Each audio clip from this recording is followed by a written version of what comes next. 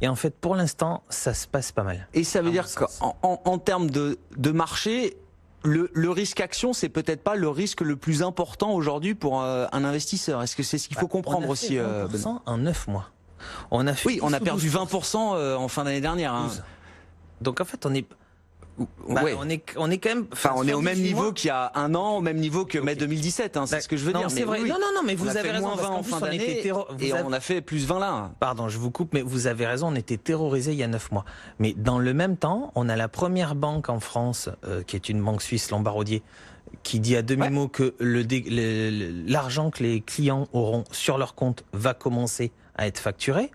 Moi qui suis professionnel, l'argent de ma société dans mes comptes professionnels, y compris dans les fonds communs de placement, est facturé par ma banque dépositaire. Et derrière, on a dit, il y a peut-être 2-3 autres banques, je ne veux pas les citer parce que c'était un journaliste des Échos qui disait que telle et telle banque se pensait à. Donc je ne vais pas les citer parce que c'est peut-être pas sûr, mais ce qui est sûr en tout cas, c'est qu'il y a une banque qui va commencer à facturer l'argent à vue, l'argent que vous avez sur votre compte. Et qu'en fait, dans la vraie vie, elle devrait le faire parce que ça coûte de l'argent. Et donc ça, c'est la répression financière. Et la répression financière, ça amène à être investi en actions aujourd'hui. C'est que le plus sans risque, c'est d'avoir l'argent sur son compte. Aujourd'hui, ça vous coûte de l'argent. La deuxième, c'est les fonds en euros. On sait tous qu'il n'y a plus d'avenir là-dessus parce qu'on vit sur des réserves qui ont 20 ans.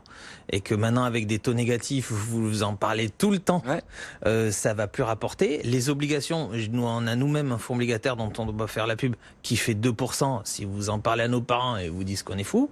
Donc en fait, qu'est-ce qui reste? Il reste à investir dans l'économie réelle et tangible. Et ça reste des actions. Privé, coté ou non coté. Ça après, pour l'instant, le côté est disponible pour tout le monde et le non coté est pour l'instant réservé à... non, mais c'est pour ça que je dis dans votre discours, je perçois l'idée que le risque action, c'est peut-être pas le plus grand risque aujourd'hui pour l'investisseur par rapport justement à des supports qui sont en négatif ou qui ne rapportent plus rien. Exactement. Et si on veut un peu de profit à 3 ans ou à 5 ans, je refais pas le coup du gérant action, etc. Mais pour le coup, il reste quasiment que lui. Quel type d'action on privilégie Parce que forcément, c'est-à-dire qu'il y a des plus 50 et des moins 50 dans ce marché. Le marché fait plus 20 depuis le début de l'année. Il y a des titres qui sont au firmament sur des plus hauts historiques, et il y a des titres qui se sont jamais payés aussi peu cher et qui sont en baisse de 20-30% depuis le début de l'année. Donc forcément, il faut regarder ce marché de quelle manière, Benoît? Je vous fais une réponse de Normand et après je vous dis ce que je pense.